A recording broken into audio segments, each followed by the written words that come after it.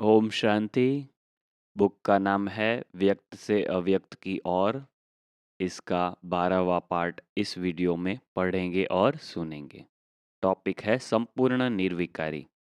कोई भी देहधारी में संकल्प से व कर्म से फंसना, इस विकारी देहरूपी सांप को टच करना, अर्थात अपनी की हुई अब तक की कमाई को खत्म करना है। कोई भी देहधारी में संकल्प से व कर्म से फंसना, संकल्प से भी नहीं फंसना है, कर्म तो बहुत दूर की बात है। इस विकारी देह रूपी सांप को टच करना अर्थात अपनी की हुई अब तक की कमाई को खत्म करना है। 26/10/1975। जहाँ एक विकार होता है वहाँ उनके साथी छिपे हुए रूप में होते हैं, और एक को आपने चांस दे दिया तो वो छिपे हुए जो हैं वो भी समय प्रमाण अपना चांस लेते रहते हैं। जहाँ एक विकार होता है वहाँ उनके 4 साथी छिपे हुए रूप में होते हैं, और एक को आपने चांस दे दिया तो वो छिपे हुए जो हैं वो भी समय प्रमाण अपना चांस लेते रहते हैं। संपूर्ण निर्विकारी अर्थात सर्वविकार सर्ववंश सहित संकल्प मात्र भी न हो। संपूर्ण निर्विकार अर्थात सर्वविकार सर्ववंश सहित संकल्प मात्र भी न हो, तभी कहा जाएगा संपूर्ण निर्विकारी। मतलब संकल्प में भी अपने को विकार आने न चाहिए, तभी संपूर्ण निर्विकारी कहेंगे। तब तक सिर्फ निर्विकारी कहेंगे। यह विकारी भोग भोगने की अग्नि पिछले पुण्य को भस्म कर देती है। इसको साधारण बात नहीं समझना। यह 5वीं मंजिल से गिरने की बात है। बाप दादा वार्निंग देते हैं कि आज से इस गलती को कड़ी भूल समझकर यदि मिटाया नहीं तो बहुत कड़ी सजा के अधिकारी बनेंगे। बार बार अवज्ञा के बोझ से ऊंची स्थिति तक पहुंच नहीं सकेंगे। संकल्प में भी इस विष भरे सांप को टच नहीं करना। 26 अक्टूबर 1975। अगला टॉपिक है मास्टर सर्वशक्तिवान, मास्टर ज्ञान सूर्य। मास्टर सर्वशक्तिवान अर्थात जो चाहे वह कर सके, हर कर्मेंद्रिय अपने कंट्रोल में हो। संकल्प किया और हुआ, क्योंकि मास्टर है ना। मास्टर सर्वशक्तिवान के आगे कोई भी बड़ी बात नहीं। 11 अप्रैल 1981। मास्टर सर्वशक्तिवान आत्माएं अपनी दृष्टि और वृत्ति से किसी भी कड़े संस्कार के रोग को खत्म कर सकती है। मास्टर सर्वशक्तिवान आत्माएं अपनी वृत्ति और दृष्टि से किसी भी कड़े संस्कार के रोग को खत्म कर सकती है। मास्टर सर्वशक्तिवान अर्थात सर्वशक्तियों को जब चाहे जहाँ चाहे जैसे चाहे वैसे कार्य में लगा सकते हैं। सदा बाप समान मास्टर सर्वशक्तिवान की स्थिति में रहना। इस स्थिति में रहेंगे तो विघ्न वार नहीं करेंगे। अनुभव करो सर्वशक्तिवान बाप साथ है। बस यह एक बात भी अनुभव किया तो सब में पास हो जाएंगे। देखो, बहुत सिंपल और बहुत ही इफेक्टिव वाक्य है। अनुभव करो कि सर्वशक्तिवान बाप साथ है।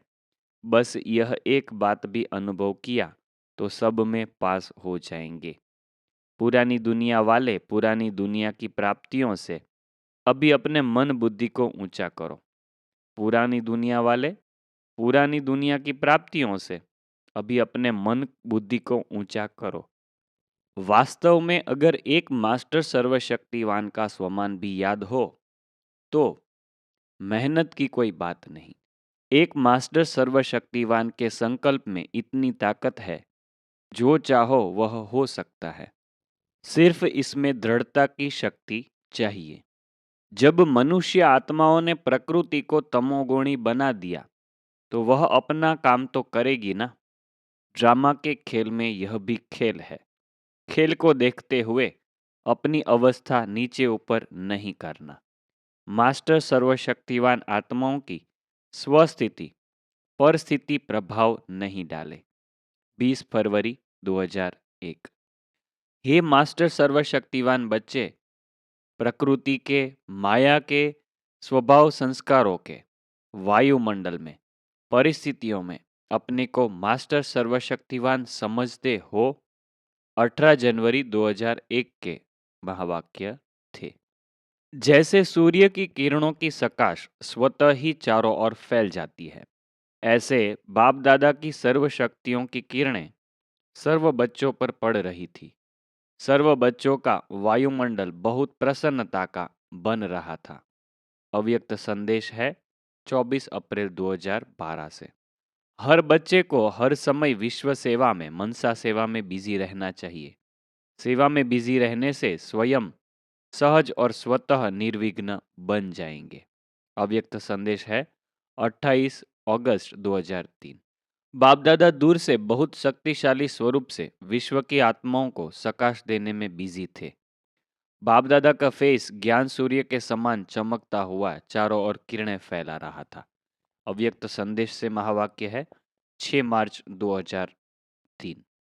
अगला टॉपिक है मर्यादा पुरुषोत्तम। बाप से वायदा करो, सदा बाप के संग में रहना है और सदा बाप के दिए हुए शुद्ध संकल्पों में रहना है। मर्यादा पुरुषोत्तम हर संकल्प, हर सेकंड, हर कदम श्रीमत अनुसार अर्थात मर्यादा प्रमाण हो। जब मेहनत का अनुभव हो तो उस समय चेक करना चाहिए कि किस श्रीमत की लकीर से बाहर जा रहे हैं। चाहे संकल्प में, चाहे बोल में, चाहे कर्म की व सेवा की लकीर से बाहर निकलते हो, तब माया की आकर्षण मेहनत कराती है। ये मर्यादाएं भी बाप का प्यार है, क्योंकि इसमें चलने से शक्ति आती है, सेफ रहते हो, खुशी होती है। 31 मार्च 1990। अगला पार्ट है स्वमानधारी।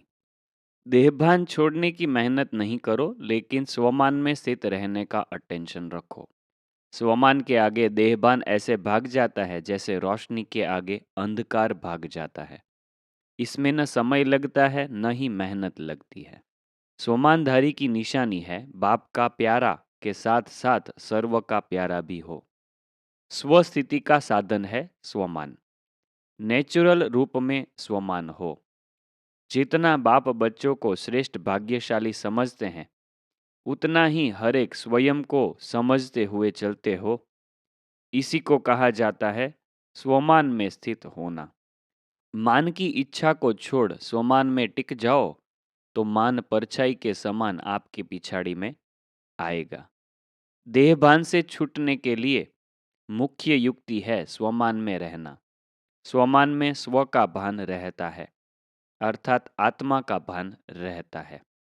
अपने स्वमान रूपी दर्पण में बार बार देखते रहो तो देह अभिमान से फौरन ही स्वमान में आ जाएंगे। अपने स्वमान रूपी दर्पण में बार बार देखते रहो तो देह अभिमान से फौरन ही स्वमान में आ जाएंगे।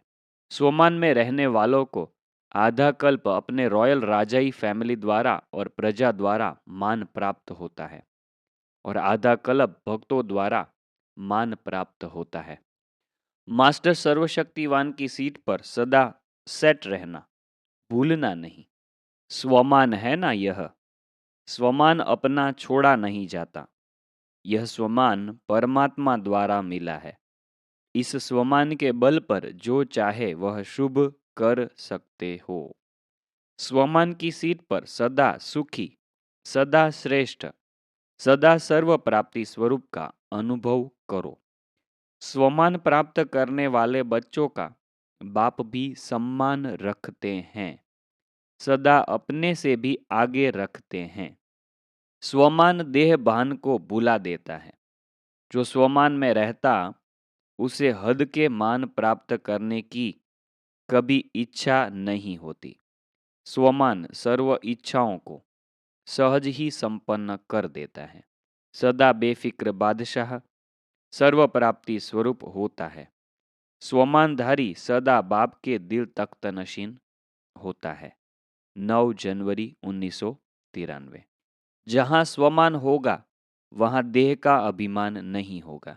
देह अभिमान को मिटाने का बहुत सहज साधन है सदा स्वमान में रहना और सदा हरेक को स्वमान से देखना।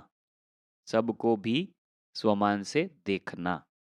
स्वमान की स्मृति का स्विच ऑन करो तो भिन्न भिन्न देह अभिमान समाप्त करने की मेहनत नहीं करनी पड़ेगी। स्वमान की स्मृति का स्विच ऑन करो तो भिन्न भिन्न देह अभिमान समाप्त करने की मेहनत नहीं करनी पड़ेगी। याद अर्थात बाप समान, स्व के स्वमान की याद। जब बाप की याद रहती है तो स्वतः ही स्वमान की याद रहती है। अगर स्वमान में नहीं रहते तो याद भी पावरफुल नहीं रहती। स्वमान अर्थात बाप समान, संपूर्ण स्वमान है ही बाप समान स्थिति में स्थित होना। 23 अक्टूबर 1999 में यह महावाक्य सुना। जब भी कोई बात आती है तो विशेष बाप दादा के दिल तख्त पर मास्टर ऑलमाइटी अथॉरिटी की सीट पर स्थित होकर बात के हल की सोचो। यह शक्तिशाली सीट की अनुभूति आपको ऐसा ही अनुभव कराएगी जैसे सब कुछ हुआ ही पड़ा है। सहज बुद्धि में टच होता रहेगा। अव्यक्त संदेश 12 अप्रैल 2006। हर बच्चे को हर समय विश्व सेवा में, मनसा सेवा में बिजी रहना चाहिए। सेवा में बिजी रहने से स्वयं सहज और स्वतः निर्विघ्न बन जाएंगे। अव्यक्त संदेश 28 अगस्त 2003। अगला टॉपिक है उपराम और साक्षी दृष्टा। जब भी कोई विकराल रूप की माया आए तो सदा साक्षी होकर खेल करो।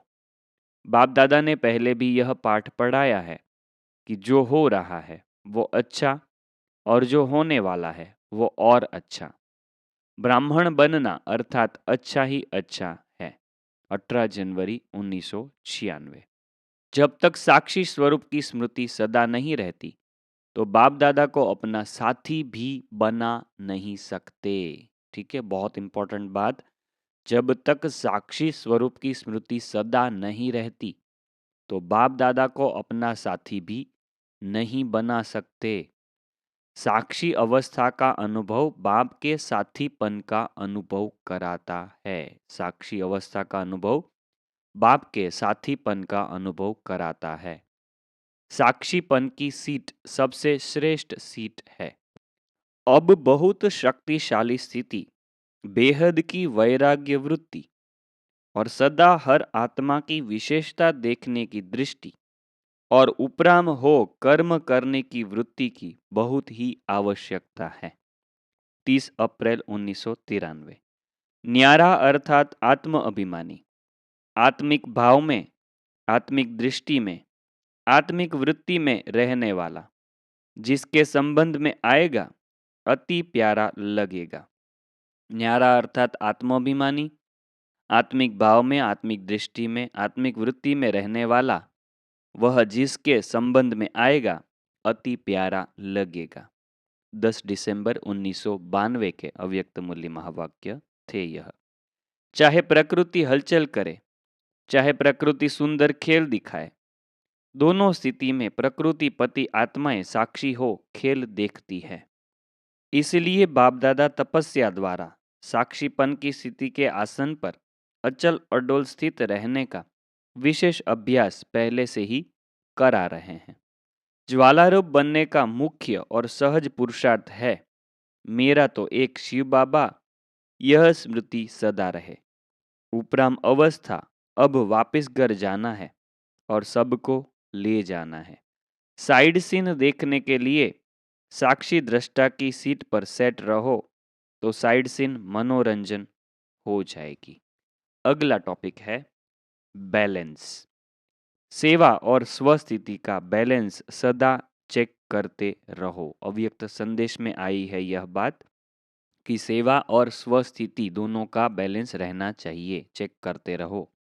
स्थिति कमजोर है तब परिस्थिति वार करती है। सदा स्वस्थिति विजयी रहे उसका साधन है सदा स्वमान और सम्मान का बैलेंस। स्थिति कमजोर है तब परिस्थिति वार करती है। सदा स्वस्थिति विजयी रहे उसका साधन है सदा स्वमान और सम्मान का बैलेंस। याद में जैसे भिन्न भिन्न स्थिति का अनुभव करते हो, कभी बीज रूप, कभी फरिश्ता स्वरूप, कभी मनन स्वरूप, कभी रूह रिहान स्वरूप, लेकिन स्थिति भिन्न होते भी याद की सब्जेक्ट में निरंतर याद में गिनते हो। ऐसे भिन्न भिन्न सेवा का रूप हो, लेकिन सेवा के बिना जीवन नहीं। श्वासोश्वास याद और सेवा हो, इसको कहते हैं बैलेंस। याद भी चलती रहनी चाहिए और किसी न किसी स्वरूप में सेवा भी चलती रहनी चाहिए। यह बाबा यहाँ पर कह रहे हैं। पूर्वज, अगला टॉपिक है पूर्वज। पूर्वज आत्मा अर्थात रहम दिल आत्मा, रहम की भावना, शुभ भावना, यही विश्व की आवश्यकता है। जो संकल्प, जो कर्म आप करेंगे, उसको स्थूल व सूक्ष्म रूप में सब फॉलो करते हैं। आप पूर्वज हो। आप आत्माओं के आधार से सृष्टि का समय और स्थिति का आधार है। आप जड़ भी हो और तना भी हो। ब्राह्मण रूप में वृक्ष की जड़ में हो और देवता रूप में वृक्ष के तना हो। पूर्वज सभी की पालना करते हैं। अलौकिक पालना का स्वरूप है स्वयं में बाप द्वारा प्राप्त हुई सर्व शक्तियां अन्य आत्माओं में भरना। यह है पालना, अलौकिक पालना करना। बाबा ने कुछ टाइम पहले पूर्वज के बारे में बताया था ना, तो बाबा ने कहा आप पूर्वज हो और पालना करनी है सबकी। तो अलौकिक पालना का स्वरूप क्या है? स्वयं में बाप द्वारा प्राप्त हुई सर्व शक्तियां अन्य आत्माओं में भरना। 10 दिसंबर 1992 में यह महावाक्य सुनाए थे। अगर पूर्वज पने के नशे से, स्मृति से, दृष्टि से किसी से मिलते हो, तो उन्हों को भी अपनेपन का आभास होता है। आप सर्व के पूर्वज हो। ऐसी स्मृति से सेवा करने से हर आत्मा अनुभव करेगी कि यह हमारे ही पूर्वज व इष्ट फिर से हमें मिल गए। सारा समय पूर्वज की पोजीशन में स्थित हो। स्वयं को तना समझ सर्व शाखाओं को शक्तियों का जल दो। अभी अलग अलग धर्मों की शाखाएं हो गई है ना, मठ, पंथ, कितने यहाँ पर सत्संग चलते हैं। तो ये सब आपकी ही शाखाएं हैं, इसलिए बाबा कहते हैं उनको भी सकाश दो। हर बच्चा पूर्वज भी है और पूज्य भी है। इसलिए इस कल्प वृक्ष के आप सभी जड़े हों, तने भी हो। पूर्वज द्वारा हर आत्मा को सकाश स्वतः ही मिलती रहती है। पूर्वजों का कार्य ही है बाप द्वारा मिली हुई शक्तियों से सर्व आत्माओं की पालना करना। सारे विश्व की आत्माओं को आपके सकाश की बहुत आवश्यकता है। 2 फरवरी 2004 के अव्यक्त मूल्य महावाक्य सुने। अगला टॉपिक है विधि। यह विधि का जो टॉपिक है वह अगले पार्ट में कवर करेंगे। यह बुक आपको कैसी लग रही है कमेंट करके ज़रूर बताएं।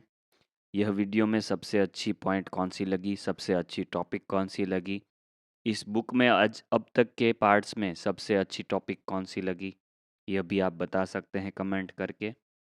और इस बुक को कंटिन्यू करना चाहिए या नहीं, इसके बारे में सुझाव भी आप कमेंट में डाल सकते हैं। वीडियो को लाइक भी ज़रूर करें। चैनल को सब्सक्राइब नहीं किया है तो सब्सक्राइब भी ज़रूर करें और दूसरों को वीडियो शेयर भी ज़रूर करें। ओम शांति। अगले पार्ट में वापस मिलेंगे।